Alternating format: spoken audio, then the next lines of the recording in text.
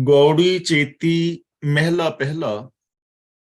ਔਖਦ ਮੰਤਰ ਮੂਲ ਮਨ ਏਕੈ, ਜੇ ਕਰ ਦ੍ਰਿੜ ਚਿਤ ਕੀਜੈ ਰੇ। ਜਨਮ ਜਨਮ ਕੇ ਪਾਪ ਕਰਮ ਕੇ, ਕਾਟਨ ਹਾਰਾ ਲੀਜੈ ਰੇ। ਇਸ ਪਾਵਨ ਸ਼ਬਦ ਰਾਹੀਂ ਗੁਰਦੇਵ ਪਾਤਸ਼ਾਹ ਜੀ ਸਾਨੂੰ ਸਮਝਾ ਰਹੇ ਹਨ ਕਿ ਕੋਈ ਵੀ ਮਨੁੱਖ ਮਾਤਰ ਆਪਣੀ ਜ਼ਿੰਦਗੀ ਦੇ ਪਾਪਾਂ ਨੂੰ, ਵਿਕਾਰਾਂ ਨੂੰ ਔਰ ਦੁੱਖਾਂ ਚਿੰਤਾਵਾਂ ਨੂੰ ਕਿਵੇਂ ਦੂਰ ਕਰ ਸਕਦਾ ਹੈ। ਪਾਪਾਂ, ਵਿਕਾਰਾਂ, ਦੁੱਖਾਂ, ਚਿੰਤਾਵਾਂ, ਨੈਗੇਟਿਵਿਟੀ ਆਦਿ ਨੂੰ ਦੂਰ ਕਰਨ ਵਾਸਤੇ ਕਿਹੜੀ ਦਵਾਈ ਹੈ? ਤਾਂ ਗੁਰੂ ਜੀ ਕਹਿੰਦੇ ਨੇ ਔਖਦ ਮੰਤਰ ਮੂਲ ਮਨ ਏਕ ਹੈ।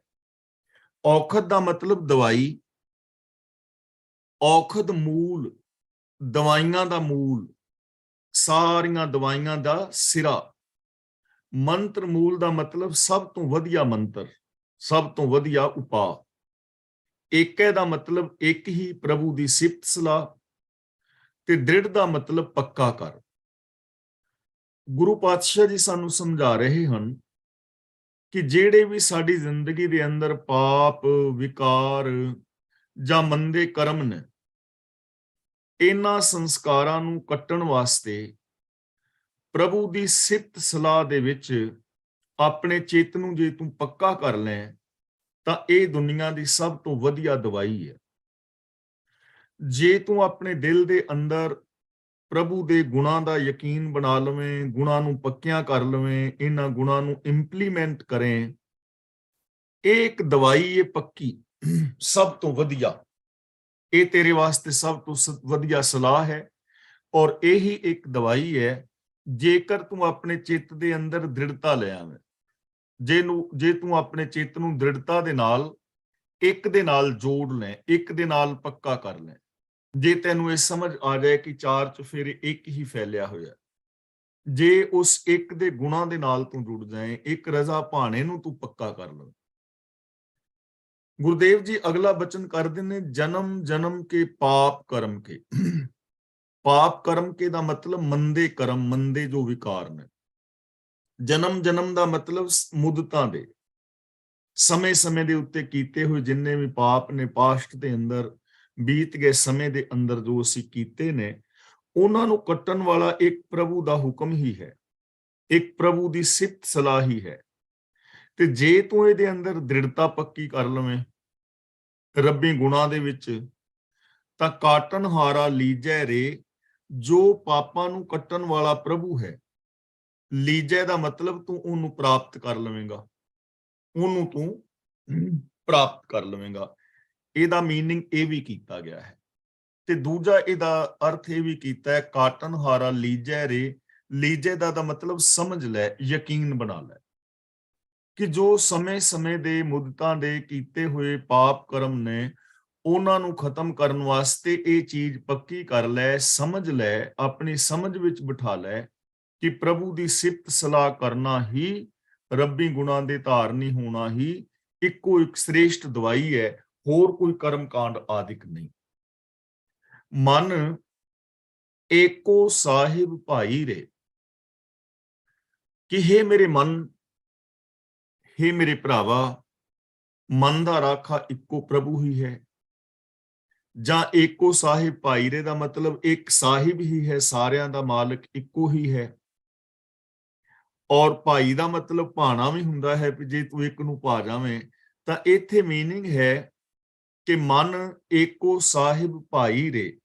ਭਾਈ ਦੇ ਦਾ ਮਤਲਬ ਪਾਉਂਦਾ ਹੈ ਕਿ ਹੇ ਮੇਰੇ ਮਨ, ਇੱਕੋ ਪ੍ਰਭੂ ਹੀ ਮੈਨੂੰ ਚੰਗਾ ਲੱਗਦਾ ਹੈ, ਇੱਕੋ ਪ੍ਰਭੂ ਹੀ ਮੈਨੂੰ ਭਾਉਂਦਾ ਹੈ, ਪਿਆਰਾ ਲੱਗਦਾ ਹੈ। ਔਰ ਇੱਕ ਹੀ ਚਾਰ ਚੁਫੇਰੇ ਫੈਲਿਆ ਹੋਇਆ ਹੈ, ਇੱਕ ਪ੍ਰਭੂ ਹੀ, ਉਹਦੀ ਸਿਫਤ ਸਲਾਹ ਹੀ ਪਿਆਰੀ ਲੱਗਦੀ ਹੈ, ਉਹੀ ਚਾਰ ਚੁਫੇਰੇ ਫੈਲਿਆ ਹੋਇਆ ਹੈ, ਉਹੀ ਵਿਕਾਰਾਂ ਤੋਂ ਬਚਾਉਣ ਵਾਲਾ ਹੈ।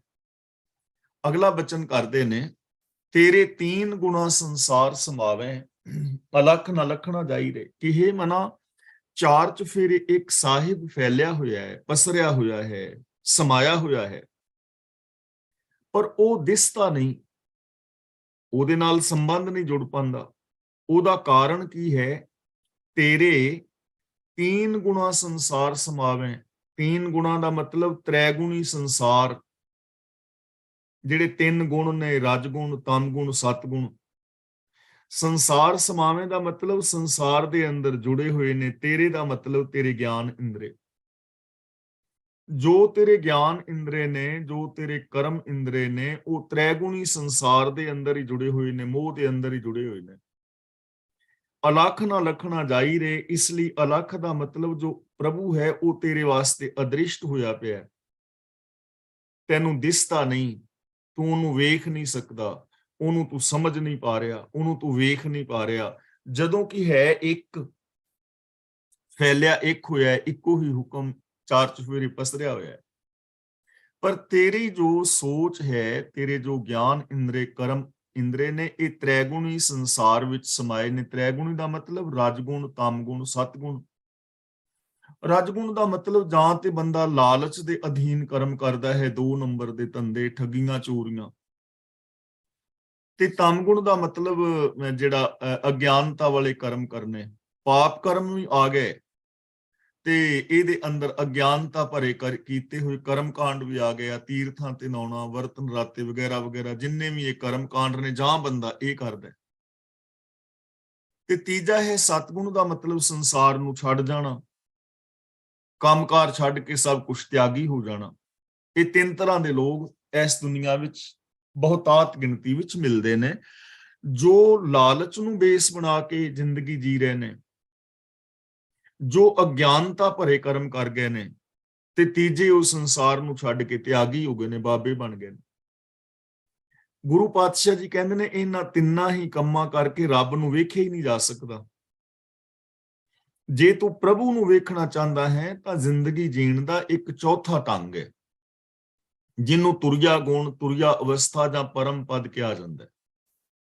ਤੇ ਉਹ ਚੌਥਾ ਤਰੀਕਾ ਕੀ ਹੈ? ਉਹ ਕੀ ਇਹ ਹੈ ਕਿ ਨਾ ਤੇ ਸੰਸਾਰ ਵਿੱਚ ਰਹਿੰਦਿਆਂ ਲਾਲਚ ਨੂੰ ਬੇਸ ਬਣਾ ਕੇ ਜ਼ਿੰਦਗੀ ਜੀਣੀ ਹੈ, 2 ਨੰਬਰ ਦੇ ਧੰਦੇ ਵੀ ਨਹੀਂ ਕਰਨੇ, ਅਗਿਆਨਤਾ ਵਸ ਜ਼ਿੰਦਗੀ ਵੀ ਨਹੀਂ ਜੀਣੀ, ਅਗਿਆਨਤਾ ਭਰੇ ਕਰਮਕਾਂਡ ਵੀ ਤਿਆਗਣੇ ਨੇ, ਸੰਸਾਰ ਨੂੰ ਛੱਡ ਕੇ ਵੀ ਨਹੀਂ ਜਾਣਾ, ਸਗੋਂ ਸੱਚ ਨੂੰ ਆਧਾਰ ਬਣਾ ਕੇ ਆਪਣੀ ਜ਼ਿੰਦਗੀ ਨੂੰ ਜੀਣਾ ਹੈ, ਆਪਣੇ ਫਰਜ਼ਾਂ ਨੂੰ ਪੂਰੀਆਂ ਕਰਨਾ ਹੈ, ਸੱਚ ਨੂੰ ਵੇਖਣਾ ਹੈ। ਤਾਂ ਜਦੋਂ ਅਸੀਂ ਸੱਚ ਨੂੰ ਬੇਸ ਬਣਾਵਾਂਗੇ ਤਾਂ ਫਿਰ ਸਾਨੂੰ 4 ਚੁਫੇਰੇ ਪਸਰਿਆ ਹੋਇਆ ਇੱਕ ਹੁਕਮ, ਇੱਕ ਰਜ਼ਾ, ਇੱਕ ਭਾਣਾ, ਇੱਕ ਪ੍ਰਭੂ ਨਜ਼ਰੀ ਪਵੇਗਾ। ਤੇ ਜਦੋਂ ਤੱਕ ਸਾਡੀ ਬਿਰਤੀ ਇਹਨਾਂ ਤਿੰਨਾਂ ਗੁਣਾਂ ਤੱਕ ਸੀਮਤ ਹੈ, ਉਦੋਂ ਤੱਕ ਇਸ ਸੋਚ ਦੇ ਨਾਲ ਅਸੀਂ ਵਿਆਪਕਤਾ ਨੂੰ ਨਹੀਂ ਵੇਖ ਪਾਵਾਂਗੇ। ਰਹਾਓ, ਸ਼ੱਕਰ ਖੰਡ ਮਾਇਆ ਤਨ ਮੀਠੀ, ਹਮ ਤੋਂ ਪੰਡ ਉਚਾਈ ਰੇ। ਤਨ ਦਾ ਮਤਲਬ ਤਨ ਵਿੱਚ ਤਨ, ਤੇ ਪੰਡ ਦਾ ਮਤਲਬ ਮਾਇਆ ਦੀ ਪੰਡ, ਉਚਾਈ ਦਾ ਮਤਲਬ ਚੁੱਕੀ ਹੋਈ ਹੈ। ਹੁਣ ਅਸਾਂ ਜੀਵਾਂ ਨੇ ਭੁੱਲ ਕੀ ਕੀਤੀ ਹੈ ਕਿ हे ਪ੍ਰਭੂ, ਮੈਂ ਤਾਂ ਮਾਇਆ ਦੀ ਪੰਡ ਹਰ ਵੇਲੇ ਸਿਰ ਦੇ ਉੱਤੇ ਚੁੱਕੀ ਹੋਈ ਹੈ। ਮੈਨੂੰ ਇਹ ਮਾਇਆ ਦੀ ਪੰਡ ਸ਼ੱਕਰ ਵਾਂਗੂ, ਮਿਸ਼ਰੀ ਵਾਂਗੂ ਮਿੱਠੀ ਲੱਗਦੀ ਹੈ, ਖੰਡ ਦੀ ਤਰ੍ਹਾਂ ਮਿੱਠੀ ਲੱਗਦੀ, ਸ਼ੱਕਰ ਦੀ ਤਰ੍ਹਾਂ, ਖੰਡ ਦੀ ਤਰ੍ਹਾਂ ਮੈਨੂੰ ਇਹ ਮਾਇਆ ਦੀ ਪੰਡ ਚੰਗੀ ਲੱਗਦੀ, ਮੈਂ ਮਾਇਆ ਦੀ ਪੰਡ ਚੁੱਕੀ ਹੋਈ ਹੈ। ਹੁਣ ਇੱਥੇ ਮਾਇਆ ਦਾ ਮਤਲਬ ਪੈਸਾ ਆਦਿਕ ਨਹੀਂ ਹੈ। ਮਾਇਆ ਦਾ ਮਤਲਬ ਉਹ ਸੋਚ, ਜਿਹੜੀ ਸੋਚ ਮੈਨੂੰ ਹਰ ਇੱਕ ਦੇ ਨਾਲ ਰੱਬ ਵਰਗਾ ਪਿਆਰ ਵਿਹਾਰ ਨਹੀਂ ਕਰਨ ਦਿੰਦੀ। ਮੇਰੀ ਉਹ ਸੋਚ ਜੋ ਮੈਨੂੰ ਅੰਦਰੋਂ ਹੋਰ ਤੇ ਬਾਹਰੋਂ ਹੋਰ ਬਣਾਉਂਦੀ ਹੈ। ਮੇਰੀ ਉਹ ਸੋਚ ਜੋ ਮੇਰੇ ਅੰਦਰ ਦੁਬਦਾ ਪੈਦਾ ਕਰਦੀ ਹੈ, ਸੈਲਫਿਸ਼ਨੈਸ ਪੈਦਾ ਕਰਦੀ ਹੈ। ਮੈਂ ਇਸ ਸੋਚ ਨੂੰ ਖੰਡ ਨਾਲੋਂ, ਗੁੜ ਨਾਲੋਂ ਮਿੱਠੀ ਸਮਝ ਕੇ ਆਪਣੇ ਸਿਰ ਦੇ ਉੱਤੇ ਚੁੱਕੀ ਫਿਰਨਾ। ਮੇਰੀ ਜ਼ਿੰਦਗੀ ਐਸੀ ਬਣੀ ਹੋਈ ਹੈ। ਰਾਤ ਹਨੇਰੀ ਸੂਝਸ ਨਾਹੀਂ, ਲੱਜ ਟੂਕਸ ਮੂਸਾ ਪਾਈ ਰੇ। ਹਨੇਰੀ ਦਾ ਮਤਲਬ ਹਨੇਰੀ, ਰਾਤ ਹਨੇਰੀ ਦਾ ਮਤਲਬ ਅਵਿਦਿਆ ਰੂਪੀ ਰਾਤ। ਮੇਰੀ ਜ਼ਿੰਦਗੀ ਅਵਿਦਿਆ ਵਿੱਚ ਗੁਜ਼ਰ ਰਹੀ ਹੈ, ਅਗਿਆਨਤਾ ਦਾ ਹਨੇਰਾ ਹੈ। ਸੂਝਸ ਨਾਹੀਂ, ਇਸ ਅਗਿਆਨਤਾ ਦੇ ਹਨੇਰੇ ਦੇ ਅੰਦਰ ਮੈਨੂੰ ਜੀਵਨ ਦਾ ਸਹੀ ਰਾਸਤਾ ਦਿਸ ਨਹੀਂ ਰਿਹਾ। ਹੋਂ ਭਾਲ ਵਿਕੁੰਨੀ ਹੋਈ, ਅੰਧੇਰੇ ਰਾਹ ਨਾ ਕੋਈ, ਉਹ ਅਵਸਥਾ ਹੈ। ਲੱਜ ਦਾ ਮਤਲਬ ਰੱਸੀ, ਉਮਰ ਦੀ ਰੱਸੀ। ਟੂਕਸ ਦਾ ਮਤਲਬ ਟੋਕਰਿਆ ਹੈ, ਮੂਸਾ ਦਾ ਮਤਲਬ ਚੂਹਾ। ਹੇ ਭਾਈ, ਮੇਰੀ ਉਮਰ ਦੀ ਰੱਸੀ ਨੂੰ ਚੂਹਾ ਟੁੱਕੀ ਜਾ ਰਿਹਾ ਹੈ, ਕਾਲ, ਮੌਤ। ਮੇਰੀ ਜੀਵਨ ਦੀ ਰਾਤ ਅਗਿਆਨਤਾ ਭਰੀ ਹਨੇਰੇ ਵਾਲੀ ਹੈ, ਅਗਿਆਨਤਾ ਦੇ ਹਨੇਰੇ ਵਿੱਚ ਮੈਂ ਜ਼ਿੰਦਗੀ ਗੁਜ਼ਾਰ ਰਿਹਾ। ਅਗਿਆਨਤਾ ਦੇ ਕਾਰਨ ਮੈਨੂੰ ਸਹੀ ਜੀਵਨ ਦੀ ਸੂਝ ਨਹੀਂ ਹੈ ਤੇ ਮੇਰੇ ਆਤਮਿਕ ਜੀਵਨ ਦੀ ਰੱਸੀ ਨੂੰ ਜਿਹੜੇ ਵਿਕਾਰ ਰੂਪ ਚੂਹਾ ਨੇ ਆਤਮਿਕ ਮੌਤ ਟੁੱਕੀ ਜਾ ਰਹੀ ਹੈ। ਜਿਹੜੇ ਵਿਕਾਰ ਨੇ ਉਹ ਮੇਰੇ ਆਤਮਿਕ ਜੀਵਨ ਨੂੰ ਕੱਟਦੇ ਜਾ ਰਹੇ ਨੇ। ਆਤਮਿਕ ਜੀਵਨ ਮੇਰਾ ਹਰ ਪਲ ਬਰਬਾਦ ਹੁੰਦਾ ਜਾ ਰਿਹਾ ਹੈ। ਸਰੀਰਕ ਮੌਤ ਵੀ ਨਜ਼ਦੀਕ ਆ ਰਹੀ ਹੈ ਤੇ ਆਤਮਿਕ ਮੌਤ ਤੇ ਮੈਂ ਰੋਜ਼ ਮਰ ਰਿਹਾ। ਮੇਰੇ ਆਤਮਿਕ ਜੀਵਨ ਦੀ ਰੱਸੀ ਨੂੰ ਜਿਹੜਾ ਕਾਲ ਹੈ, ਜਿਹੜੇ ਵਿਕਾਰ ਨੇ, ਉਹ ਆਤਮਿਕ ਮੌਤ ਟੁੱਕੀ ਜਾ ਰਹੀ ਹੈ। ਐਸੀ ਮੇਰੀ ਕੰਡੀਸ਼ਨ ਬਣੀ ਹੋਈ ਹੈ। ਮਨਮੁਖ ਕਰੇ ਤੇਤਾ ਦੁੱਖ ਲਾਗੈ, ਗੁਰਮੁਖ ਮਿਲੈ ਵਡਾਈ ਰੇ।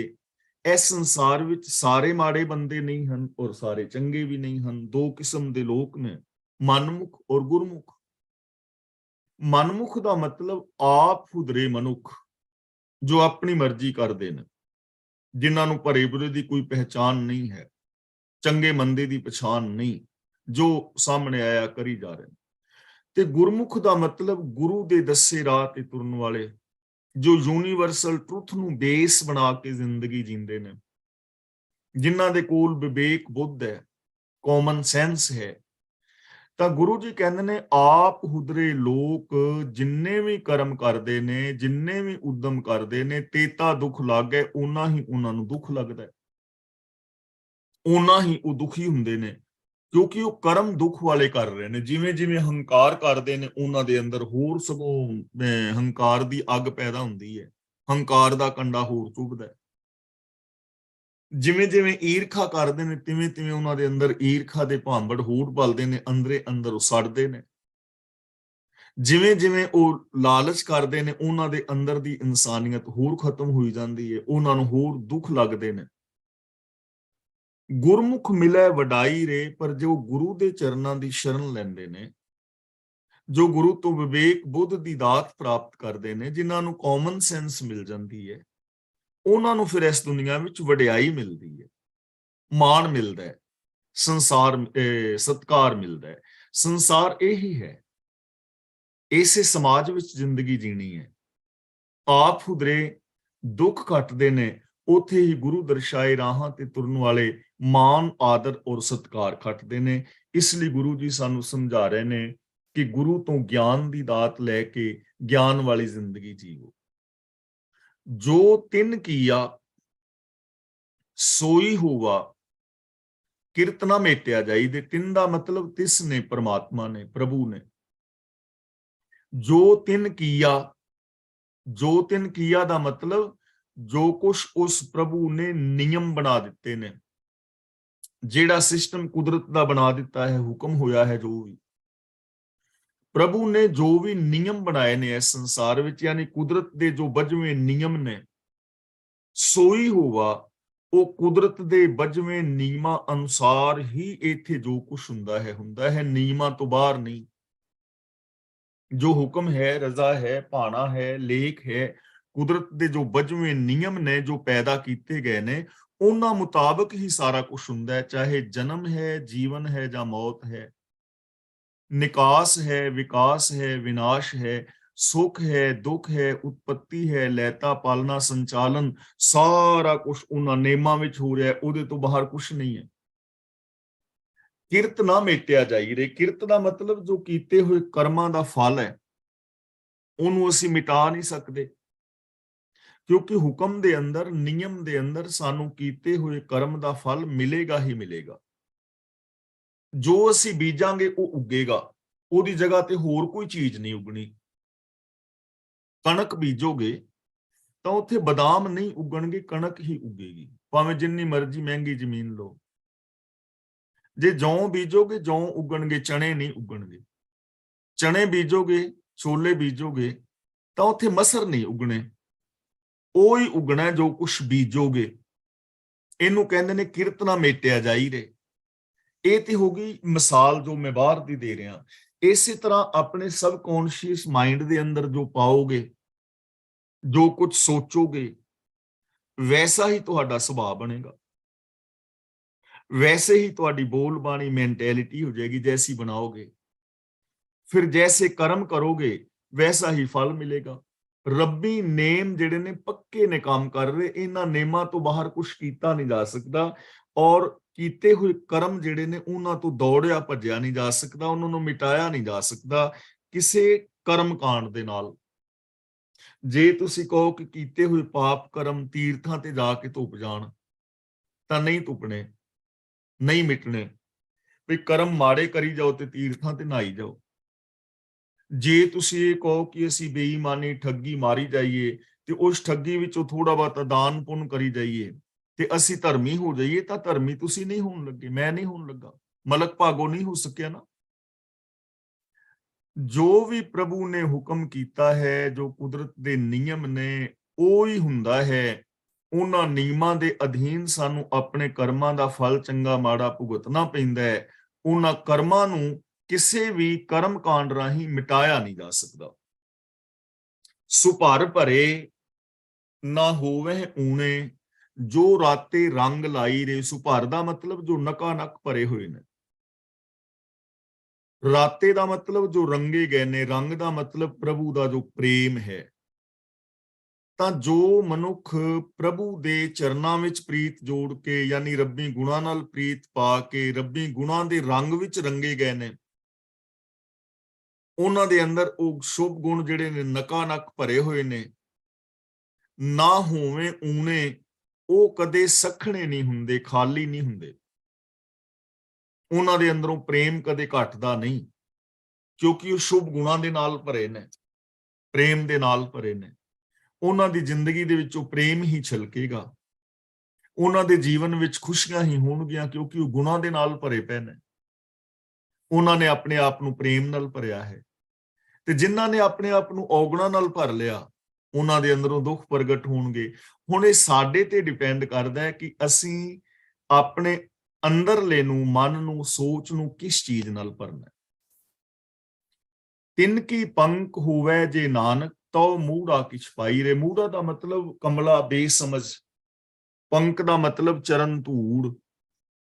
ਤਿੰਨ ਕੀ ਦਾ ਮਤਲਬ ਉਹਨਾਂ ਦੀ ਜਿਨ੍ਹਾਂ ਨੇ ਆਪਣੇ ਮਨ ਨੂੰ ਪ੍ਰਭੂ ਪ੍ਰੇਮ ਨਾਲ ਰੰਗਿਆ, ਜੋ ਰੱਬੀ ਗੁਣਾਂ ਦੇ ਨਾਲ ਬਿਲਕੁਲ ਨਕਾ ਨਕ ਭਰੇ ਹੋਏ ਨੇ, ਜੋ ਕਦੇ ਗੁਣਾਂ ਵੱਲੋਂ ਕਦੇ ਵੀ ਊਣੇ ਨਹੀਂ ਹੁੰਦੇ।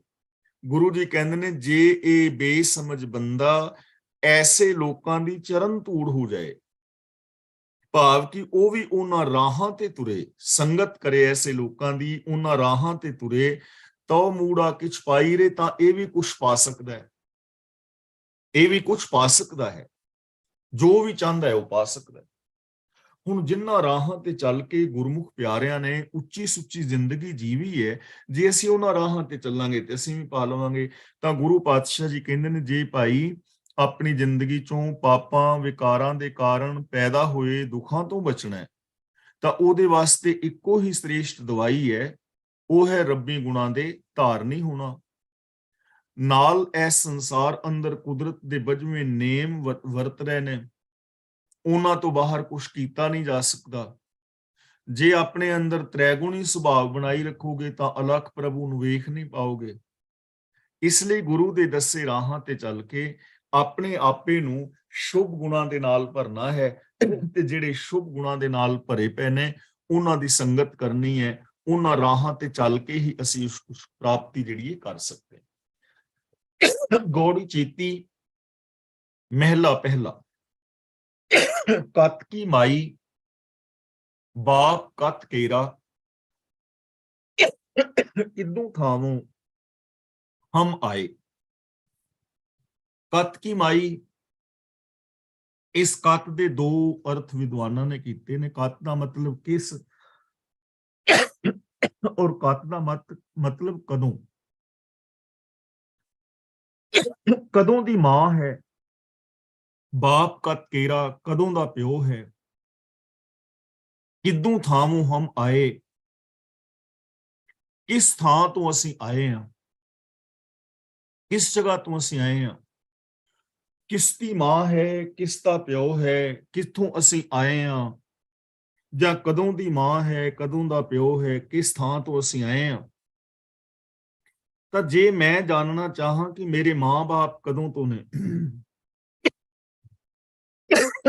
ਤਾਂ ਮੈਂ ਜਾਣ ਨਹੀਂ ਨਾ ਪਾਵਾਂ।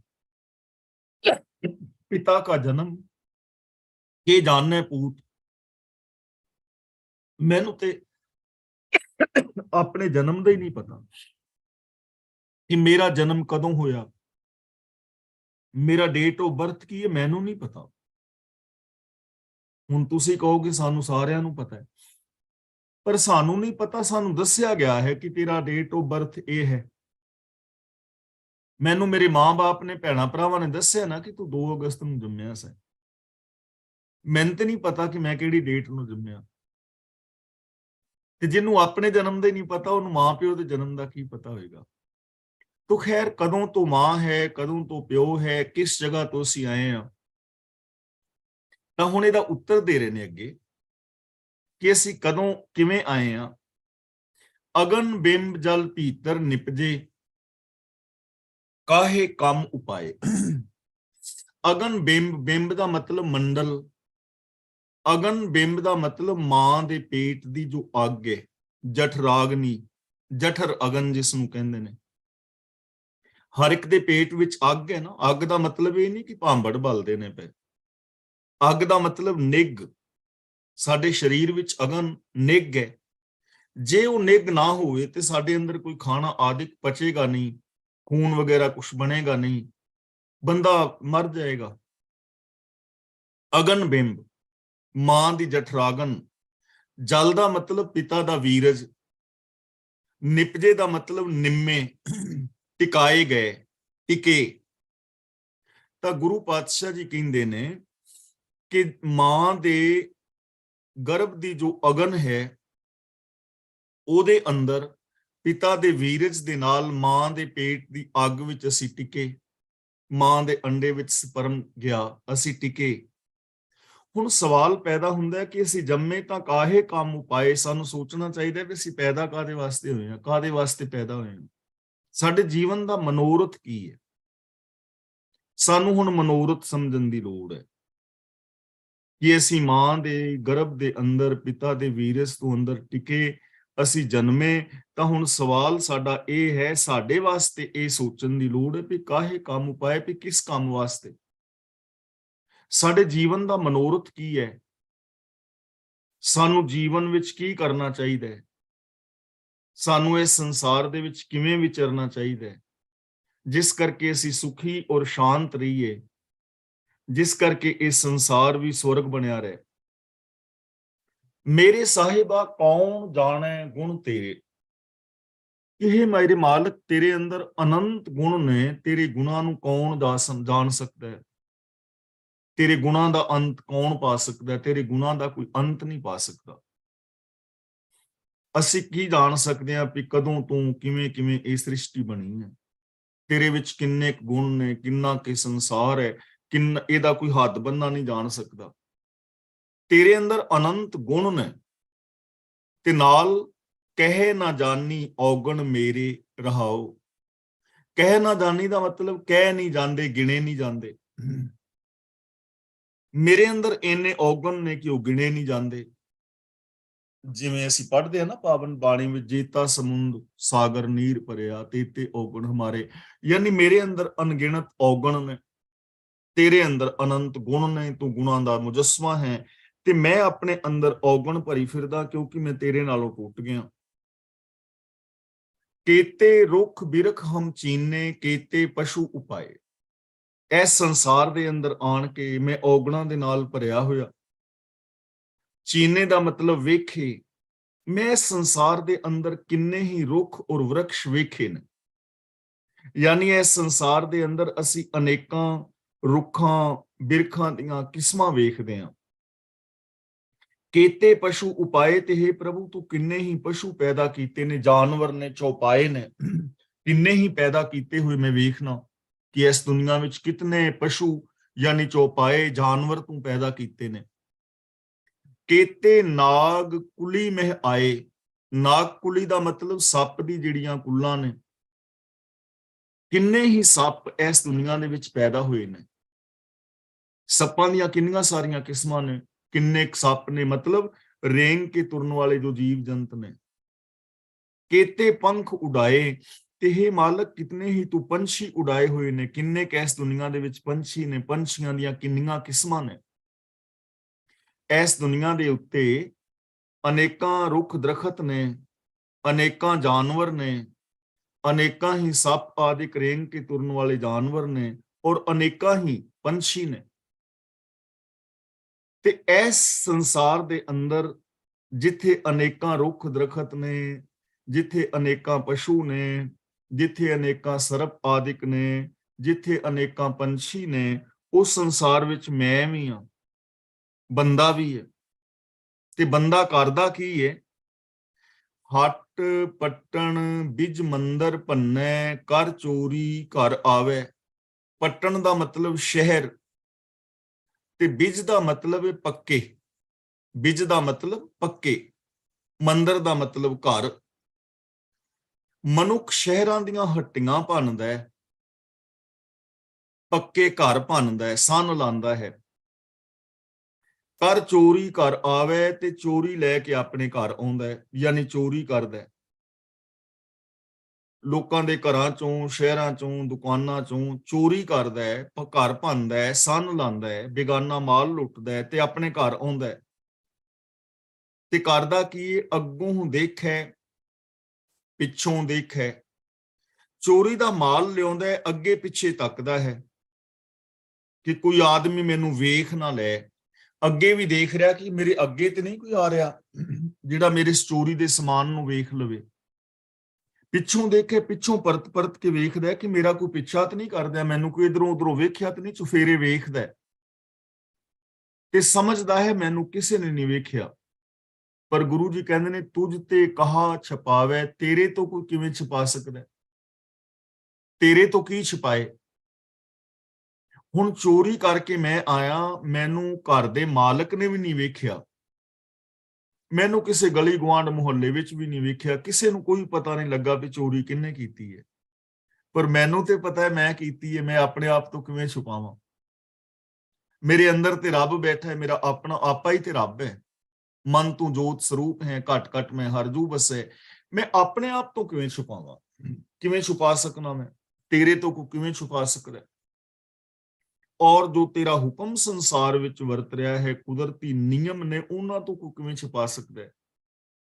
ਉਹਨਾਂ ਵਿੱਚ ਤੇ ਵਾਚਿਆ ਜਾ ਰਿਹਾ, ਉਹਨਾਂ ਵਿੱਚ ਤੇ ਸੁਭਾਅ ਬਣੀ ਜਾ ਰਿਹਾ ਹੈ, ਤੇ ਬੰਦਾ ਫਿਰ ਹੌਲੇ ਹੌਲੇ ਚੋਰੀਆਂ ਕਰੀ ਜਾਏਗਾ। ਅਗਲਾ ਬਚਨ ਕਰਦੇ ਨੇ, ਤਟ ਤੀਰਥ ਹਮ ਨਵਖੰਡ ਦੇਖੇ, ਹੱਟ ਪਟਣ ਬਾਜ਼ਾਰਾ। ਹੁਣ ਇਹਨਾਂ ਵਿਕਾਰਾਂ ਤੋਂ ਬਚਣ ਲਈ, ਇਹਨਾਂ ਵਿਕਾਰਾਂ ਨੂੰ ਧੋਣ ਲਈ, ਇਹਨਾਂ ਵਿਕਾਰਾਂ ਤੋਂ ਪੈਦਾ ਹੋਏ ਦੁੱਖਾਂ ਤੋਂ ਬਚਣ ਵਾਸਤੇ ਬੰਦਾ ਕੀ ਕਰਦਾ ਹੈ? ਜ਼ਿੰਦਗੀ ਮਾੜੀ ਜੀ ਰਿਹਾ ਹੈ, ਤੇ ਮਾੜੀ ਜ਼ਿੰਦਗੀ ਤੋਂ ਬਚਣ ਲਈ, ਮਤਲਬ ਇਹਨਾਂ ਵੀ ਦੁੱਖਾਂ ਤੋਂ ਬਚਣ ਲਈ ਕੀ ਕਰਦਾ ਹੈ? ਤਟ ਤੀਰਥ ਹਮ ਨਵਖੰਡ ਦੇਖੇ। ਨਵਖੰਡ ਦਾ ਮਤਲਬ ਨੌਖੰਡ ਪ੍ਰਿਥਵੀ, ਸਾਰੀ ਦੁਨੀਆ, ਧਰਤੀ। ਦਰਿਆਵਾਂ ਦੇ ਕੰਢੇ, ਤਟ ਤੀਰਥ ਦਾ ਮਤਲਬ, ਤਟ ਦਾ ਮਤਲਬ ਕਿਨਾਰਾ, ਤੀਰਥਾਂ ਦੇ ਕਿਨਾਰੇ। ਸਾਰੀ ਧਰਤੀ ਦੇ ਸਾਰੇ ਤੀਰਥਾਂ ਦੇ ਦਰਸ਼ਨ ਕਰਦੇ ਫਿਰਦੇ ਹਾਂ, ਸਾਰੇ ਸ਼ਹਿਰਾਂ ਬਾਜ਼ਾਰਾਂ ਦੀਆਂ ਹੱਟੀ ਹੱਟੀ ਵੇਖਦੇ ਫਿਰਦੇ ਹਾਂ। ਹੱਟੀ ਹੱਟੀ ਦਾ ਮਤਲਬ ਥਾਂ ਥਾਂ ਤੇ ਸਿਰ ਝੁਕਾਉਂਦੇ ਨੇ ਲੋਕ, ਕਦੇ ਬਾਬਿਆਂ ਕੋਲ, ਕਦੇ ਐਸ ਬਾਬੇ ਕੋਲ, ਕਦੇ ਦੂਜੇ ਕੋਲ, ਤੀਜੇ ਕੋਲ, ਦੇਵੀਆਂ ਦੇਵਤੇ, ਮੜੀਆਂ, ਕਬਰਾਂ, ਵਰਤਨ ਰਾਤੇ, ਸਰਾਧ, ਇਹਨਾਂ ਹੱਟੀਆਂ ਹੱਟੀਆਂ ਪਿੱਛੇ ਸਿਰ ਝੁਕਾਉਂਦਾ ਫਿਰਦਾ ਤੇ ਪ੍ਰਭੂ ਦੀ ਪ੍ਰਾਪਤੀ ਨਹੀਂ ਹੁੰਦੀ। ਪਰ ਗੁਰੂ ਜੀ ਕਹਿੰਦੇ ਨੇ, ਜਦੋਂ ਲੈ ਕੇ ਤੱਕੜੀ ਤੋਲਣ ਲੱਗਾ, ਜਦੋਂ ਤੱਕੜੀ ਲੈ ਕੇ ਤੋਲਦਾ, ਸੈਲਫ ਐਨਾਲਿਸਿਸ ਕਰਦਾ, ਜਦੋਂ ਇੱਕ ਯੂਨੀਵਰਸਲ ਟਰੁੱਥ ਨੂੰ ਵੇਖ ਕੇ ਆਪਣੇ ਆਪ ਨੂੰ ਪਰਖਦਾ, ਆਪਣੇ ਆਪ ਨੂੰ ਜਦੋਂ ਪਰਖਦਾ ਨਾ ਬੰਦਾ, ਤਾਂ ਘੱਟ ਹੀ ਮਹਿ ਵਣਜਾਰਾ, ਇਹਨੂੰ ਸਮਝ ਪੈ ਜਾਂਦੀ ਹੈ ਕਿ ਰੱਬ ਤੇ ਮੇਰੇ ਹਿਰਦੇ ਵਿੱਚ ਵਸਦਾ ਹੈ। ਉਹ ਮੇਰੇ ਪਾਪਾਂ ਨੂੰ ਧੂ ਸਕਦਾ ਜੋ ਅੰਦਰਲਾ ਹੈ। ਬਾਹਰ ਤੀਰਥਾਂ ਦੇ ਉੱਤੇ ਥਾਂ ਥਾਂ ਤੇ ਮੱਥੇ ਟੇਕਣ ਨਾਲ, ਥਾਂ ਥਾਂ ਤੇ ਧਰਤੀ ਉੱਤੇ ਭ੍ਰਮਣ ਕਰਨ ਦੇ ਨਾਲ ਪ੍ਰਭੂ ਦੀ ਪ੍ਰਾਪਤੀ ਨਹੀਂ ਹੈ, ਉਹ ਬਾਹਰ ਨਹੀਂ ਹੈ। ਫਰੀਦਾ ਜੰਗਲ ਜੰਗਲ ਕਿਆ ਪਵੇ, ਵਣ ਕੰਡਾ ਮੋੜੇ, ਵਸੀ ਰੱਬ ਹੀ ਆਲੀਏ, ਜੰਗਲ ਕਿਆ ਢੂੰਡੇ। ਤਾਂ ਜਦੋਂ ਆਪਣੇ ਆਪ ਨੂੰ ਤੋਲਿਆ, ਆਪਣੇ ਆਪ ਨੂੰ ਪਰਖਿਆ, ਆਪਣੇ ਆਤਮਿਕ ਜੀਵਨ ਨੂੰ ਪੜਚੋਲਿਆ, ਤਾਂ ਪਤਾ ਲੱਗਾ ਵੀ ਘੱਟ ਹੀ ਮਹਿ ਵਣਜਾਰਾ, ਵਣਜਾਰੇ ਨੂੰ ਪਤਾ ਲੱਗਾ ਵੀ ਰੱਬ ਦੇ ਹਿਰਦੇ ਦੇ ਵਿੱਚ ਵਸਦਾ ਹੈ। ਤਾਂ ਹੁਣ ਸਾਨੂੰ ਕੀ ਕਰਨਾ ਚਾਹੀਦਾ ਹੈ? ਜੇਤਾ ਸਮੁੰਦ ਸਾਗਰ ਨੀਰ ਭਰਿਆ, ਤੇਤੇ ਔਗਣ ਹਮਾਰੇ। ਹੇ ਮਾਲਕ, ਜਿੰਨਾ ਸਮੁੰਦਰ ਸਾਗਰ ਅਮਿਣਵੇਂ ਪਾਣੀ ਨਾਲ ਭਰਿਆ ਹੋਇਆ ਹੈ ਨਾ, ਸਮੁੰਦਰ ਸਾਗਰ ਦੇ ਪਾਣੀ ਦੀ ਮਿਣਤੀ ਗਿਣਤੀ ਨਹੀਂ ਹੈ, ਇੰਨੇ ਹੀ ਸਾਡੇ ਜੀਵਾਂ ਦੇ ਅਣਗਿਣਤ ਔਗਣ ਨੇ।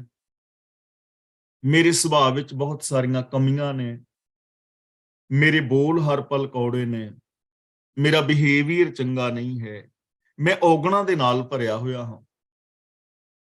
ਦਇਆ ਕਰੋ, ਕਿਛ ਮਿਹਰ ਉਪਾਵਹੁ, ਡੁੱਬਦੇ ਪੱਥਰ ਤਾਰੇ। ਹੇ ਮਾਲਕ, ਤੀਰਥਾਂ ਆਦਿਕ ਦੇ ਉੱਤੇ ਜਾਣ ਦੇ ਨਾਲ ਇਹ ਪਾਪ ਵਿਕਾਰ ਧੁੱਪਦੇ ਨਹੀਂ, ਤੂੰ ਸਾਡੇ ਤੇ ਦਇਆ ਕਰ, ਸਾਡੇ ਤੇ ਕੁਛ ਮਿਹਰ ਕਰ। ਡੁੱਬਦੇ ਪੱਥਰ, ਇੱਥੇ ਪੱਥਰ ਦਾ ਮਤਲਬ ਹੈ ਪੱਥਰ ਵਰਗੇ ਕਰੜੇ ਹਿਰਦੇ ਵਾਲੇ ਜੋ ਮਨੁੱਖ ਨੇ, ਜਿਹੜੇ ਕਰੜੇ ਹਿਰਦੇ ਵਾਲੇ, ਕਠੋਰ ਬਿਰਤੀ ਵਾਲੇ ਮਨੁੱਖ ਪਾਪਾਂ ਦੇ ਵਿੱਚ ਡੁੱਬ ਰਹੇ ਨੇ, ਤੂੰ ਤੇ ਉਹਨਾਂ ਨੂੰ ਵੀ ਤਾਰ ਦਿੱਤਾ ਹੈ। ਤੂੰ ਪੱਥਰਵਤ ਕਠੋਰ ਲੋਕਾਂ ਨੂੰ, ਜੋ ਕਠੋਰਤਾ ਵਿੱਚ ਡੁੱਬੇ ਹੋਏ ਨੇ, ਤੂੰ ਤੇ ਉਹਨਾਂ ਨੂੰ ਵੀ ਤਾਰਨਹਾਰ ਹੈ। ਸਾਡੇ ਤੇ ਦਇਆ ਕਰ, ਸਾਨੂੰ ਵੀ ਤਾਰ। ਸੱਜਣ ਦਾ ਹਿਰਦਾ ਪੱਥਰ ਹੋ ਗਿਆ ਸੀ ਨਾ, ਲੋਕਾਂ ਨੂੰ ਕਤਲ ਕਰਨਾ, ਲੋਕਾਂ ਦੀਆਂ ਲਾਸ਼ਾਂ ਖੁਰਦ-ਬੁਰਦ ਕਰ ਦੇਣੀਆਂ, ਪਰ ਗੁਰੂ ਨੇ ਉਸ ਪੱਥਰ ਵਰਗੇ ਕਠੋਰ ਮਨੁੱਖ ਨੂੰ ਤਾਰ ਦਿੱਤਾ ਨਾ, ਉਹਦਾ ਹਿਰਦਾ ਨਰਮ ਹੋ ਗਿਆ, ਉਹਦੇ ਹਿਰਦੇ ਅੰਦਰ ਇਨਸਾਨੀਅਤ ਆ ਗਈ। ਤਾਂ ਹੇ ਮਾਲਕ, ਤੂੰ ਪੱਥਰਵਤ ਕਠੋਰ ਹਿਰਦਿਆਂ ਨੂੰ ਤਾਰਨ ਵਾਲਾ ਹੈ, ਸਾਡੇ ਤੇ ਵੀ ਦਇਆ ਕਰ, ਸਾਨੂੰ ਵੀ ਗੁਨਾਹ ਦੀ ਦਾਤ ਦੇ। ਹੁਣ ਇਹ ਗੱਲ ਤਾਂ ਹੋਏਗੀ ਜੇ ਅਸੀਂ ਆਪਣੇ ਔਗਣਾਂ ਨੂੰ ਪਹਿਲੋਂ ਮੰਨਾਂਗੇ, ਪ੍ਰਵਾਨ ਕਰਾਂਗੇ ਨਾ, ਅਸੀਂ ਸੈਲਫ ਐਨਾਲਿਸਿਸ ਕਰੀਏ ਤੇ ਸਾਨੂੰ ਸਮਝ ਆ ਜਾਏ ਕਿ ਸਾਡੇ ਵਿੱਚ ਵਾਸਤਵ ਵਿੱਚ ਔਗਣ ਹੈ ਨੇ। ਜਿਹੜਾ ਆਪਣੇ ਔਗਣਾਂ ਨੂੰ ਅਸੈਪਟ ਕਰ ਲੇਗਾ ਨਾ ਕਿ ਮੇਰੇ ਵਿੱਚ ਹੈ ਨੇ, ਤਾਂ ਉਹਨਾਂ ਔਗਣਾਂ ਨੂੰ ਛੱਡਣ ਦੀ ਗੱਲ ਬਣ ਸਕਦੀ ਹੈ। ਤੇ ਜੇ ਕੋਈ ਮੰਨੇ ਹੀ ਨਾ ਕਿ ਮੈਂ ਗਲਤ ਹਾਂ, ਤਾਂ ਉਹ ਸੁਧਾਰ ਕਰੇਗਾ ਹੀ ਨਹੀਂ। ਮੰਨ ਲਓ ਇੱਕ ਬੰਦਾ ਜਾ ਰਿਹਾ ਹੈ ਆਪਣੇ ਸੜਕ ਤੇ ਉਹਨੂੰ ਕੋਈ ਕਹਿੰਦਾ ਹੈ ਕਿ ਤੂੰ ਗਲਤ ਜਾ ਰਿਹਾ ਹੈ, ਤੇ ਉਹ ਮੰਨੇ ਹੀ ਨਾ, ਉਹ ਕਵੇ ਮੈਂ ਤੇ ਠੀਕ ਜਾ ਰਿਹਾ, ਤਾਂ ਯੂ ਟਰਨ ਲੈ ਕੇ ਨਹੀਂ, ਉਹ ਤੇ ਸਿੱਧਾ ਜਾਏਗਾ।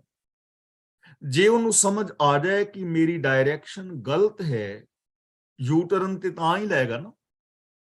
ਇਸ ਲਈ ਸਾਨੂੰ ਸੈਲਫ ਐਨਾਲਿਸਿਸ ਕਰਨੀ ਚਾਹੀਦੀ ਹੈ, ਔਰ ਜੋ ਸਾਡੇ ਦੋਸ਼ ਨੇ, ਕਿਤੇ ਨੈਗੇਟਿਵਿਟੀ ਹੈ, ਕਿਤੇ ਸਾਡੀ ਸੋਚ ਵਿੱਚ ਫਰਕ ਹੈ, ਗੁਰਮਤ ਤੋਂ ਦੂਰ ਆ, ਤਾਂ ਸਾਨੂੰ ਮੰਨ ਲੈਣੀ ਚਾਹੀਦੀ ਹੈ, ਤਾਂ ਸੁਧਾਰ ਹੋਏਗਾ। ਤੇ ਜੇ ਅਸੀਂ ਉਸ ਪੁਰਾਣੀ ਵਿਚਾਰਧਾਰਾ ਨੂੰ ਲੈ ਕੇ ਬੈਠੇ ਰਵਾਂਗੇ, ਫਿਰ ਸੁਧਾਰ ਦੀ ਗੁੰਜਾਇਸ਼ ਖਤਮ ਹੋ ਜਾਏਗੀ। ਜੀੜਾ ਅਗਨ ਬਰਾਬਰ ਤਪੈ, ਭੀਤਰ ਵਗੈ ਕਾਤੀ। ਕਾਤੀ ਦਾ ਮਤਲਬ ਹੁੰਦਾ ਹੈ ਛੁਰੀ, ਤ੍ਰਿਸ਼ਨਾ ਦੀ ਛੁਰੀ, ਵਾਲਛਲ ਦੀ ਛੁਰੀ। ਹੇ ਮੇਰੇ ਮਾਲਕ, ਮੇਰੀ ਜਿੰਦ ਅੱਗ ਵਾਂਗ ਤਪ ਰਹੀ ਹੈ, ਮੈਂ ਈਰਖਾ ਦਵੇਸ਼ ਦੇ ਨਾਲ ਸੜ ਰਿਹਾ ਹਾਂ, ਵਿਕਾਰਾਂ ਵਿੱਚ ਮੈਂ ਭੁੱਜ ਰਿਹਾ ਹਾਂ, ਮੇਰੇ ਅੰਦਰ ਤ੍ਰਿਸ਼ਨਾ ਦੀ ਛੁਰੀ ਚੱਲ ਰਹੀ ਹੈ, ਜਿਹੜੀ ਮੇਰੇ ਆਤਮਿਕ ਜੀਵਨ ਨੂੰ ਕੱਟੀ ਜਾ ਰਹੀ ਹੈ, ਬਰਬਾਦ ਕਰੀ ਜਾ ਰਹੀ ਹੈ। ਮੇਰੇ ਅੰਦਰ ਇੱਕ ਪਲ ਵੀ ਸ਼ਾਂਤੀ ਨਹੀਂ ਹੈ, ਤੇ ਮੈਂ ਤ੍ਰਿਸ਼ਨਾ ਦੀ ਛੁਰੀ ਲੈ ਕੇ ਲੋਕਾਂ ਦੇ ਹੱਕ ਵੀ ਖਾਂਦਾ ਫਿਰਦਾ ਹਾਂ। ਮੇਰੀ ਜਿੰਦ ਜਿਹੜੀ ਹੈ ਅੱਗ ਵਾਂਗ ਤਪ ਰਹੀ ਹੈ, ਇੱਕ ਪਲ ਦੀ ਵੀ ਸ਼ਾਂਤੀ ਨਹੀਂ। ਕਾਮ, ਕ੍ਰੋਧ, ਲੋਭ ਆਦਿਕ ਮੇਰੇ ਅੰਦਰ ਭਾਂਬੜ ਮੱਚੇ ਹੋਏ ਨੇ।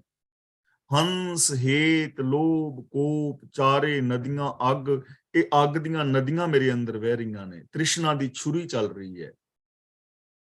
ਤੇ ਹੁਣ ਇਹਦਾ ਇਲਾਜ ਕੀ ਹੈ? ਸਾਰੇ ਔਗਣਾਂ, ਪਾਪਾਂ, ਦੁੱਖਾਂ, ਚਿੰਤਾਵਾਂ ਨੂੰ ਕੱਟਣ ਦਾ ਇਲਾਜ ਦੱਸਦੇ ਨੇ ਪਏ। ਪ੍ਰਣਵਤ ਨਾਨਕ ਹੁਕਮ ਪਛਾਣੈ, ਸੁਖ ਹੋਵੇ ਦਿਨ ਰਾਤੀ। ਪ੍ਰਣਵਤ ਦਾ ਮਤਲਬ ਬੇਨਤੀ ਕਰਦਾ ਹੈ।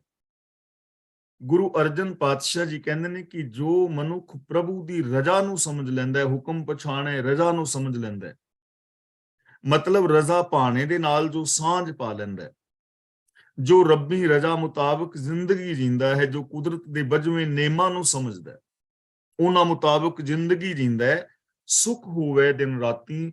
ਤਾਂ ਜ਼ਿੰਦਗੀ ਦੇ ਅੰਦਰ ਦਿਨ ਰਾਤ ਸੁਖ ਬਣਿਆ ਰਹਿੰਦਾ, ਜੀਵਨ ਦੇ ਅੰਦਰ ਕਦੇ ਫਿਰ ਚਿੰਤਾਵਾਂ, ਝੋਰੇ, ਕਾੜੇ, ਅੰਦੇਸ਼ੇ, ਫਿਕਰ ਨਹੀਂ ਹੁੰਦੇ। ਤਾਂ ਜੇ ਅਸੀਂ ਵੀ ਚਾਹੁੰਦੇ ਹਾਂ ਕਿ ਕਿਤੇ ਸਾਡੀ ਜ਼ਿੰਦਗੀ ਦੇ ਅੰਦਰ ਚਿੰਤਾਵਾਂ ਨੇ, ਫਿਕਰ, ਕਾਰੇ, ਝੋਰੇ, ਅੰਦੇਸ਼ੇ ਨੇ, ਕਿਤੇ ਅਸੀਂ ਗਲਤ ਹਾਂ ਤਾਂ ਸਾਨੂੰ ਆਪਣੀਆਂ ਗਲਤੀਆਂ ਮੰਨ ਲੈਣੀਆਂ ਚਾਹੀਦੀਆਂ ਨੇ, ਉਹਨਾਂ ਗਲਤੀਆਂ ਨੂੰ ਛੱਡ ਦੇਣਾ ਚਾਹੀਦਾ ਹੈ ਔਰ ਰੱਬੀ ਰਜ਼ਾ ਵਿੱਚ ਯਾਨੀ ਗੁਰਬਾਣੀ ਆਸ਼ੇ ਮੁਤਾਬਕ ਜ਼ਿੰਦਗੀ ਜੀਣੀ ਚਾਹੀਦੀ ਹੈ। ਗੌੜੀ ਬੈਰਾਗਣ ਮਹਿਲਾ ਪਹਿਲਾ, ਰੈਣ ਗਵਾਈ ਸੋਏ ਕੈ ਦਿਵਸ ਗਵਾਇਆ ਖਾਏ।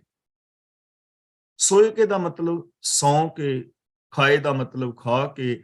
ਇਹ ਮੂਰਖ ਮਨੁੱਖ, ਤੂੰ ਰਾਤ ਤੇ ਸੌਂ ਕੇ ਗਵਾ ਦਿੰਦਾ ਔਰ ਦਿਨ ਤੇੜਾ ਤੂੰ ਖਾ ਕੇ ਗਵਾ ਦਿੰਦਾ ਚਸਕਿਆਂ ਦੇ ਅੰਦਰ। ਰਾਤ ਨੀਂਦ ਵਿੱਚ ਬੀਤ ਗਈ, ਦਿਨ ਚਸਕਿਆਂ ਦੇ ਵਿੱਚ ਬੀਤ ਗਿਆ। ਹੁਣ ਦੇਖੋ, ਜ਼ਰੂਰੀ ਨਹੀਂ ਕਿ ਹੁਣ ਅੱਜ ਦੇ ਯੁੱਗ ਵਿੱਚ ਜਦੋਂ ਅਸੀਂ ਵਿਚਾਰਾਂਗੇ ਤੇ ਜ਼ਰੂਰੀ ਨਹੀਂ ਸਾਰੇ ਬੰਦੇ ਰਾਤ ਨੂੰ ਸੌਂਦੇ ਹੋਣ। ਕਈਆਂ ਦੀਆਂ ਨਾਈਟ ਡਿਊਟੀਆਂ ਹੁੰਦੀਆਂ ਨੇ, ਰਾਤ ਨੂੰ ਉਹ ਜਾਗਦੇ ਨੇ, ਦਿਨੇ ਸੌਂ ਜਾਂਦੇ ਨੇ। ਤਾਂ ਗੱਲ ਇੱਥੇ ਹੈ ਕਿ ਰਾਤ ਜਿਹੜੀ ਆਮ ਲੋਕ ਰਾਤ ਨੂੰ ਸੌਂਦੇ ਨੇ, ਤਾਂ ਰਾਤ ਸੁੱਤਿਆਂ ਗੁਜ਼ਰ ਗਈ, ਦਿਨ ਤੇਰਾ ਵਿਸ਼ੇ ਵਿਕਾਰਾਂ ਵਿੱਚ ਯਾਨੀ ਚਸਕਿਆਂ ਵਿੱਚ ਗੁਜ਼ਰ ਗਿਆ। ਹੁਣ ਇੱਥੇ ਦੋ ਚੀਜ਼ਾਂ ਨੇ, ਸੌਣਾ ਔਰ ਚਸਕਿਆਂ ਦੇ ਅੰਦਰ ਜ਼ਿੰਦਗੀ ਗੁਜ਼ਾਰਨੀ, ਯਾਨੀ ਚਸਕਿਆਂ ਵਿੱਚ ਜ਼ਿੰਦਗੀ ਗੁਜ਼ਾਰ ਕੇ ਸੌਂ ਜਾਣਾ। ਐਵੇਂ ਤੇਰੀ ਜ਼ਿੰਦਗੀ ਬੀਤ ਰਹੀ ਹੈ। ਹੀਰੇ ਜੈਸਾ ਜਨਮ ਹੈ ਕੌਡੀ ਬਦਲੇ ਜਾਏ। ਹੁਣ ਇੱਥੇ ਸੌਣ ਦੀ ਮਨਾਹੀ ਨਹੀਂ ਹੈ ਕਿ ਬੰਦਾ ਸਵੇਂ ਹੀ ਨਾ। ਗੁਰੂ ਜੀ ਕਹਿੰਦੇ ਨੇ ਤੇਰਾ ਇਹ ਜਨਮ ਹੀਰੇ ਵਰਗਾ ਹੈ, ਕੀਮਤੀ ਹੈ। ਕੌਡੀ ਬਦਲੇ, ਬਦਲੇ ਦਾ ਮਤਲਬ ਵੱਟੇ, ਕੌਡੀ ਦੇ ਬਦਲੇ ਇਹ ਜਾ ਰਿਹਾ ਹੈ, ਕੌਡੀਆਂ ਦੇ ਭਾਅ ਜਾ ਰਿਹਾ। ਹੀਰੇ ਵਰਗਾ ਜੀਵਨ ਹੋਵੇ, ਕੋਈ ਚੀਜ਼ ਹੀਰੇ ਜਿੰਨੀ ਕੀਮਤੀ ਹੋਵੇ ਤੇ ਉਸ ਬੰਦੇ ਨੂੰ, ਉਸ ਚੀਜ਼ ਨੂੰ ਕੋਈ ਬੰਦਾ 4 ਕੌਡੀਆਂ ਦੇ ਬਦਲੇ ਵੇਚ ਦੇਵੇ। ਕਿਸੇ ਦੀ 2-4 ਕਰੋੜ ਰੁਪਈਏ ਦੀ ਕੋਠੀ ਹੋਵੇ ਤੇ ਉਸ ਕੋਠੀ ਨੂੰ ਕੋਈ 4 ਸਿੱਪੀਆਂ ਦੇ ਪਿੱਛੇ ਦੇ ਦੇਵੇ ਕਿ ਆ 4 ਸਿੱਪੀਆਂ ਲੈ ਲੈ ਤੇ ਮੈਨੂੰ ਕੋਠੀ ਦੇ ਦੇ, ਲੋਕ ਉਹਨੂੰ ਮੂਰਖ ਕਹਿਣਗੇ ਨਾ। ਇਹ ਮੈਂ ਇੱਕ ਨਿੱਕੀ ਜਿਹੀ ਮਿਸਾਲ ਦੇ ਰਿਹਾ ਜਿਸ ਕਰਕੇ ਸਾਨੂੰ ਸਮਝ ਆ ਜਾਏ। ਇਹ ਜਨਮ ਹੀਰੇ ਵਰਗਾ ਹੈ। ਹੀਰੇ ਨੇ ਸਤ, ਸੰਤੋਖ, ਦਇਆ, ਧਰਮ, ਧੀਰਜ, ਗਿਆਨ, ਵੈਰਾਗ ਆਦਿਕ। ਅਸੀਂ ਇਹ ਗੁਣਾਂ ਦੇ ਧਾਰਨੀ ਹੋ ਕੇ ਇਸ ਜੀਵਨ ਨੂੰ ਕੀਮਤੀ ਬਣਾ ਸਕਦੇ ਹਾਂ। ਸਾਡੀ ਸੋਚ, ਸਾਡੀ ਬੋਲ ਬਾਣੀ, ਸਾਡਾ ਬਿਹੇਵੀਅਰ ਹੀਰੇ ਵਰਗਾ ਕੀਮਤੀ ਹੋ ਸਕਦਾ ਹੈ। ਪਰ ਅਸੀਂ ਇਸ ਪਾਸੇ ਧਿਆਨ ਨਾ ਦੇ ਕੇ ਕੌਡੀ ਬਦਲੇ ਜਾਏ, ਅਕਾਮ, ਕ੍ਰੋਧ, ਲੋਭ, ਮੋਹ, ਜਿਹੜੀਆਂ ਈਰਖਾ, ਦਵੇਸ਼, ਵੈਰ, ਵਿਰੋਧ ਕੌਡੀਆਂ ਦੇ ਬਦਲੇ ਜਾ ਰਿਹਾ। ਅਸੀਂ ਜ਼ਿੰਦਗੀ ਦੇ ਅੰਦਰ ਟਾਈਮ ਨੂੰ ਸਫਲ ਕਰ ਸਕਦੇ ਹਾਂ ਗੁਰਬਾਣੀ ਪੜ੍ਹ ਸੁਣ ਕੇ, ਵਿਚਾਰ ਕੇ, ਗੁਰਬਾਣੀ ਮੁਤਾਬਕ ਜ਼ਿੰਦਗੀ ਜੀ ਕੇ।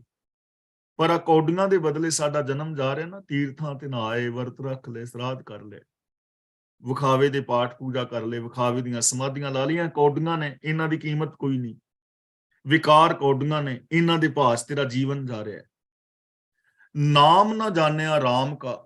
ਰਾਮ ਦਾ ਮਤਲਬ ਜੋ ਰਮਿਆ ਹੋਇਆ ਹੈ, ਨਾਮ ਦਾ ਮਤਲਬ ਹੁਕਮ। ਰਮੇ ਹੋਏ ਪ੍ਰਭੂ ਦੇ ਹੁਕਮ ਨੂੰ ਤੂੰ ਜਾਣਿਆ ਹੀ ਨਹੀਂ, ਉਹਦੇ ਨਾਲ ਸਾਂਝ ਹੀ ਨਹੀਂ ਪਾਈ, ਰੱਬੀ ਰਜ਼ਾ ਦੇ ਵਿੱਚ ਤੂੰ ਤੁਰਿਆ ਹੀ ਨਹੀਂ, ਰੱਬੀ ਗੁਣਾਂ ਦੇ ਨਾਲ ਤੂੰ ਜੁੜਿਆ ਹੀ ਨਹੀਂ, ਉਹਦੀ ਵੈਲਿਊ ਹੀ ਨਹੀਂ ਪਾਈ, ਉਹਦੀ ਸਾਰ ਨਹੀਂ ਜਾਣੀ, ਕੀਮਤ ਨਹੀਂ ਪਾਈ, ਉਹਦੇ ਨਾਲ ਸਾਂਝ ਨਹੀਂ ਪਾਈ।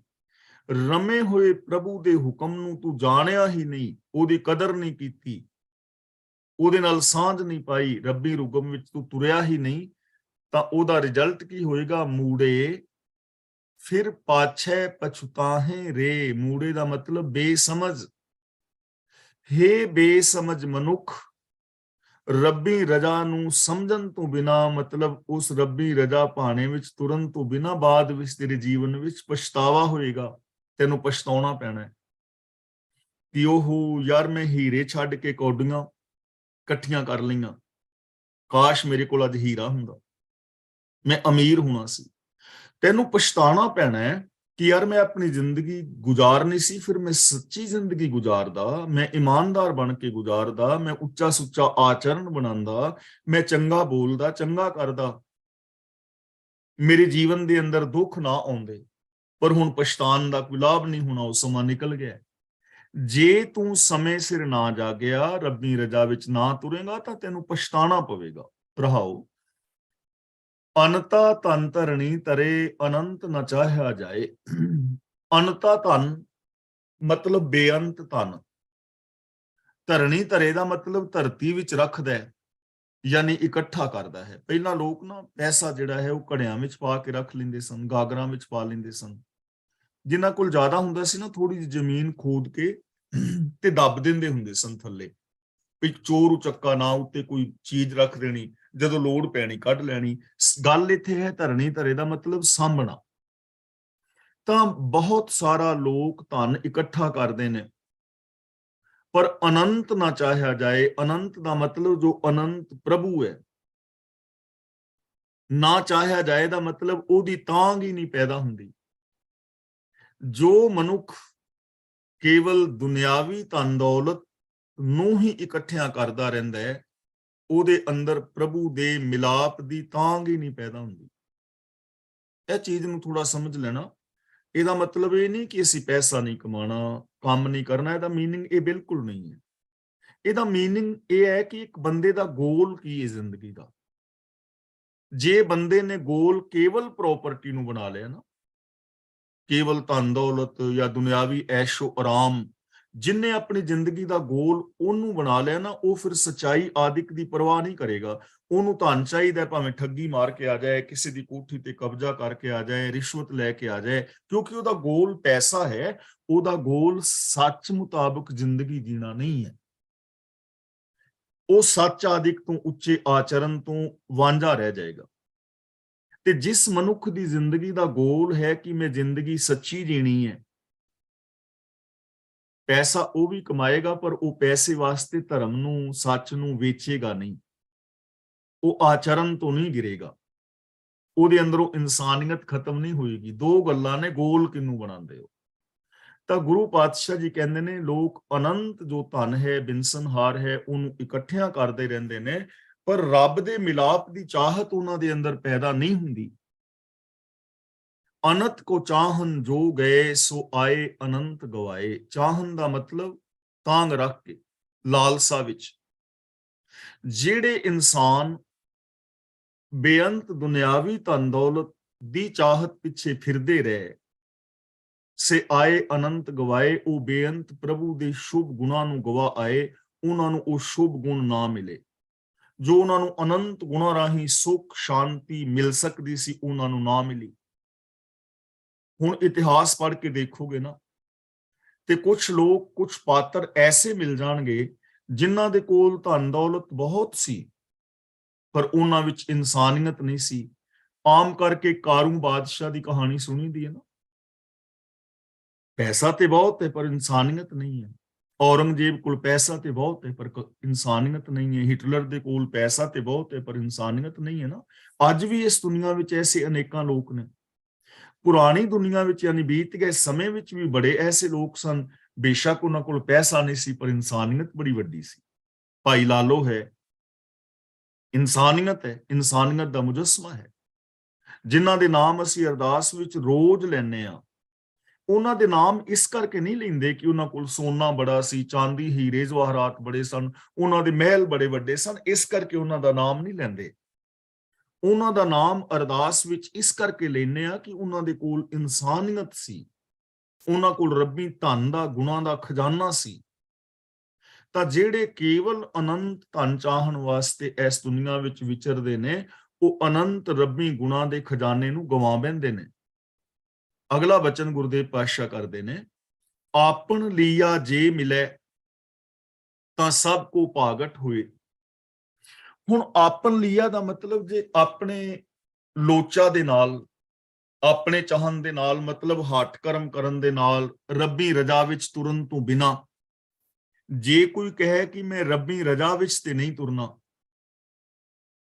ਤੇ ਮੈਨੂੰ ਰੱਬ ਵੀ ਮਿਲ ਜਾਏ, ਮੈਨੂੰ ਚੰਗੇ ਗੁਣ ਵੀ ਮਿਲ ਜਾਣ, ਨੇਮਾਂ ਦੀ ਪਾਲਣਾ ਮੈਂ ਨਹੀਂ ਕਰਨੀ, ਨਿਰੀਆਂ ਗੱਲਾਂ ਕਰੇ, ਜੇ ਨਿਰੀ ਇੱਛਾ ਕੀਤਿਆਂ, ਆਪਨ ਲੀਆ ਦਾ ਮਤਲਬ ਜੇ ਨਿਰੀ ਇੱਛਾ ਕੀਤਿਆਂ ਇਹ ਨਾਮ ਧਨ ਮਿਲਦਾ ਹੋਵੇ, ਸ਼ੁਭ ਗੁਣਾਂ ਦਾ ਧਨ ਮਿਲਦਾ ਹੋਵੇ, ਤਾਂ ਸਭ ਕੋ ਭਾਗਟ ਹੋਏ, ਤਾਂ ਸਾਰਾ ਇਨਸਾਨ ਹੀ ਜਿਹੜੇ ਨੇ ਨਾ, ਉਹ ਭਾਗਾਂ ਵਾਲੇ ਬਣ ਜਾਣ। ਸਾਰੇ ਹੀ ਨਾਮ ਧਨ ਦੇ ਖਜ਼ਾਨਿਆਂ ਦੇ ਮਾਲਕ ਬਣ ਜਾਣ। ਪਹਿਲੀ ਗੱਲ। ਦੂਜੀ ਗੱਲ ਹੈ ਕਿ ਜੇ ਕੋਈ ਧਨ ਦੀ ਇੱਛਾ ਕਰਦਾ ਰਹੇ ਕਿ ਮੇਰੇ ਕੋਲ ਧਨ ਆ ਜਾਏ, ਧਨ ਆ ਜਾਏ, ਪਰ ਕਿਰਤ ਨਾ ਕਰੇ, ਤਾਂ ਵੀ ਧਨ ਨਹੀਂ ਮਿਲਣਾ, ਦੁਨਿਆਵੀ ਧਨ ਵੀ ਨਹੀਂ ਮਿਲਣਾ ਕਿਰਤ ਤੋਂ ਬਿਨਾਂ। ਗੱਲਾਂ ਦੇ ਨਾਲ ਤੇ ਦੁਨਿਆਵੀ ਧਨ ਵੀ ਨਹੀਂ ਮਿਲਣਾ। ਮੇਰੀ ਬੜੀ ਵੱਡੀ ਕੋਠੀ ਬਣ ਜਾਏ, ਮੈਂ ਕੋਠੀਆਂ ਕਾਰਾਂ ਦਾ ਮਾਲਕ ਹੋਵਾਂ, ਤੇ ਬੰਦਾ ਕੰਮ ਨਾ ਕਰੇ, ਤਾਂ ਚਾਹਣ ਨਾਲ ਥੋੜਾ ਮਿਲਣਾ ਹੈ, ਕਰਨਾ ਪੈਣਾ। ਤਾਂ ਆਪਣ ਲੀਆ ਜੇ ਮਿਲੈ ਤਾਂ ਸਭ ਕੋ ਪਾਗਟ ਹੋਏ, ਜੇ ਨਿਰੀ ਇੱਛਾ ਕੀਤਿਆਂ ਗੱਲਾਂ ਕੀਤਿਆਂ ਇਹ ਧਨ ਮਿਲਦਾ ਹੋਵੇ ਤਾਂ ਹਰ ਇਨਸਾਨ ਹੀ ਭਾਗਾਂ ਵਾਲਾ ਧਨਵਾਨ ਹੋ ਜਾਏ। ਗੁਰੂ ਜੀ ਕਹਿੰਦੇ ਨੇ ਕਰਮਾਂ ਉੱਪਰ ਨਿਬੜੈ ਜੇ ਲੋਚੈ ਸਭ ਕੋਏ। ਜੇ ਲੋਚੇ ਦਾ ਮਤਲਬ ਜੇਕਰ, ਲੋਚੇ ਦਾ ਮਤਲਬ ਤਾਂਗ ਕਰੇ। ਭਾਵੇਂ ਹਰ ਬੰਦਾ ਜ਼ਬਾਨੀ ਤਾਂਗ ਕਰਦਾ ਫਿਰੇ ਕਿ ਮੈਂ ਦੁਨਿਆਵੀ ਤੌਰ ਤੇ ਧਨਵਾਨ ਹੋ ਜਾਵਾਂ, ਜਾਂ ਕੋਈ ਤਾਂਗ ਕਰੇ ਕਿ ਮੈਂ ਮਤਲਬ ਰੱਬੀ ਗੁਣਾਂ ਦਾ ਧਾਰਨੀ ਹੋ ਜਾਵਾਂ, ਤਾਂ ਨਿਰੀ ਤਾਂਗ ਕਰਨ ਨਾਲ ਕੁਛ ਨਹੀਂ ਹੋਣਾ। ਕਰਮਾਂ ਉੱਪਰ ਨਿਬੜੇ, ਕੰਮਾਂ ਤੇ ਨਿਬੇੜਾ ਹੋਣਾ ਹੈ ਵੀ ਕੰਮ ਕਿਵੇਂ ਕਰਦੇ ਹੋ ਤੁਸੀਂ, ਤੁਹਾਡਾ ਬਿਹੇਵੀਅਰ ਕੈਸਾ ਹੈ, ਬਿਹੇਵੀਅਰ ਤੇ ਨਿਬੜੇਗਾ, ਕਰਮ ਤੇ ਨਿਬੜੇਗਾ। ਕਰਮ ਪ੍ਰਧਾਨ ਹੈ, ਬਿਨਾ ਕੰਮ ਕਰਨ ਤੋਂ ਕੁਛ ਨਹੀਂ ਮਿਲਦਾ। ਇਸ ਲਈ ਗੁਰੂ ਜੀ ਕਹਿੰਦੇ ਨੇ ਉਦਮ ਕਰੇਂਦਿਆਂ ਜੀਓ ਤੂੰ, ਕਮਾਵੰਦਿਆਂ ਸੁਖ ਪੁੰਜ, ਧਿਆਏਂਦਿਆਂ ਤੂੰ ਪ੍ਰਭੂ ਮਿਲ, ਨਾਨਕ ਉਤਰੀ ਚਿੰਤ। ਤੁਹਾਡੇ ਕੰਮਾਂ ਤੇ ਡਿਪੈਂਡ ਕਰੇਗਾ ਕਿ ਕੰਮ ਚੰਗੇ ਕਰਦੇ ਹੋ ਕਿ ਮਾੜੇ।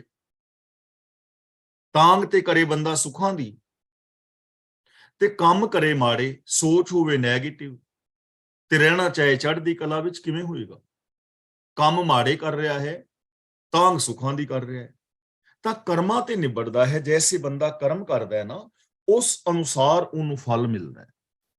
ਨਾਨਕ ਕਰਨਾ ਜਿਨ ਕੀਆ ਸੋਈ ਸਾਰ ਕਰੇ। ਕਰਨਾ ਦਾ ਮਤਲਬ ਜਗਤ, ਸੰਸਾਰ, ਜਿਨ ਦਾ ਮਤਲਬ ਜਿਸਨੇ, ਜਿਸਨੇ ਇਹ ਸੰਸਾਰ ਪੈਦਾ ਕੀਤਾ ਹੈ, ਰਚਿਆ ਹੈ, ਸੋਈ ਸਾਰ ਕਰੇ, ਉਹੀ ਇਹਦੀ ਸੰਭਾਲ ਵੀ ਕਰ ਰਿਹਾ ਹੈ। ਇਹਦੀ ਸੰਭਾਲ ਕੋਈ ਦੇਵੀ ਦੇਵਤਾ, ਕੋਈ ਬਾਬਾ ਪੀਰ ਫਕੀਰ ਨਹੀਂ ਕਰ ਰਿਹਾ। ਜਿਨਨੇ ਪੈਦਾ ਕੀਤਾ ਹੈ, ਜਿਹਦੇ ਹੁਕਮ ਵਿੱਚ ਪੈਦਾ ਹੋਇਆ ਹੈ, ਉਹਦੇ ਹੁਕਮ ਦੇ ਅੰਦਰ ਸਾਰ ਵੀ ਹੋ ਰਹੀ ਹੈ, ਸੰਭਾਲ ਵੀ ਹੋ ਰਹੀ ਹੈ। ਬੰਦਾ ਕੁਦਰਤੀ ਨੇਮਾਂ ਦੇ ਅੰਦਰ ਪੈਦਾ ਹੋ ਰਿਹਾ ਹੈ, ਕੁਦਰਤੀ ਨੇਮਾਂ ਵਿੱਚ ਪਲ ਰਿਹਾ ਹੈ, ਕੁਦਰਤੀ ਨੇਮਾਂ ਵਿੱਚ ਇਹਦੀ ਪਾਲਣਾ ਹੋ ਰਹੀ ਹੈ। ਧਰਤੀ ਦੇਗ ਮਿਲੇ ਇੱਕ ਵੇਰਾ ਭਾਗ ਤੇਰਾ ਭੰਡਾਰੀ, ਜੋ ਕਿਛ ਪਾਇਆ ਸੋ ਏਕਾ ਵਾਰ। ਤਾਂ ਜਿਸਨੇ ਕਰਨਾ ਕੀਤਾ ਹੈ, ਜਿਸਨੇ ਸੰਸਾਰ ਰਚਿਆ ਹੈ, ਜਿਸਨੇ, ਉਹੀ ਇਹਦੀ ਸਾਰ ਕਰ ਰਿਹਾ ਹੈ, ਉਹਦੀ ਹੁਕਮ ਦੇ ਵਿੱਚ ਹੀ ਪਾਲਣਾ ਹੋ ਰਹੀ ਹੈ। ਹੁਕਮ ਨਾ ਜਾਪੀ ਖਸਮ ਕਾ, ਕਿਸੇ ਵਡਾਈ ਦੇ। ਜਾਪੀ ਦਾ ਮਤਲਬ ਜਾਪ ਦਾ ਨਹੀਂ, ਪ੍ਰਭੂ ਦੇ ਹੁਕਮ ਦਾ ਅੰਤ ਨਹੀਂ ਪਾਇਆ ਜਾਂਦਾ। ਪ੍ਰਭੂ ਦੇ ਹੁਕਮ ਦਾ ਅੰਤ ਨਹੀਂ ਪਾ ਸਕਦੇ, ਕੁਦਰਤੀ ਨੇਮਾਂ ਦਾ ਅਸੀਂ ਅੰਤ ਨਹੀਂ ਪਾ ਸਕਦੇ। ਕਿਸੇ ਵਡਾਈ ਦੇ ਦਾ ਮਤਲਬ ਉਹ ਕਿਸੇ ਨੂੰ ਵੀ ਵਡਿਆਈ ਦੇ ਸਕਦਾ ਹੈ ਹੁਕਮ ਦੇ ਅੰਦਰ। ਜਿਹੜਾ ਵੀ ਹੁਕਮ ਦੇ ਅੰਦਰ ਰਹੇਗਾ ਨਾ, ਉਸੇ ਨੂੰ ਵਡਿਆਈ ਮਿਲ ਜਾਏਗੀ। ਕਿਸੇ ਵਡਾਈ ਦੇ ਦਾ ਮਤਲਬ ਕਿਹਨੂੰ ਵਡਿਆਈ ਦੇਵੇਗਾ, ਹੁਕਮ ਦਾ ਨਹੀਂ ਨਾ ਪਤਾ।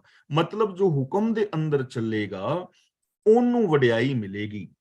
ਜੋ ਕੁਦਰਤ ਦੇ ਬਜਵੇਂ ਨੇਮਾਂ ਨੂੰ ਫੋਲੋ ਕਰੇਗਾ ਉਹਨੂੰ ਵਡਿਆਈ ਮਿਲੇਗੀ, ਉਹਨੂੰ ਮਹਾਨਤਾ ਮਿਲੇਗੀ। ਤੇ ਜਿਹੜਾ ਹੁਕਮ ਨੂੰ ਫੋਲੋ ਨਹੀਂ ਕਰੇਗਾ ਉਹਦੀ ਜ਼ਿੰਦਗੀ ਦੇ ਵਿੱਚ ਵਡਿਆਈ ਨਹੀਂ ਮਿਲੇਗੀ, ਲੋਚਾ ਜਿੰਨੀ ਮਰਜ਼ੀ ਰੱਖੀ ਜਾਏ। ਤਾਂ ਅੱਜ ਦੀ ਵਿਚਾਰ ਜੋ ਹੈ ਮੈਂ ਇੱਥੇ ਸਮਾਪਤ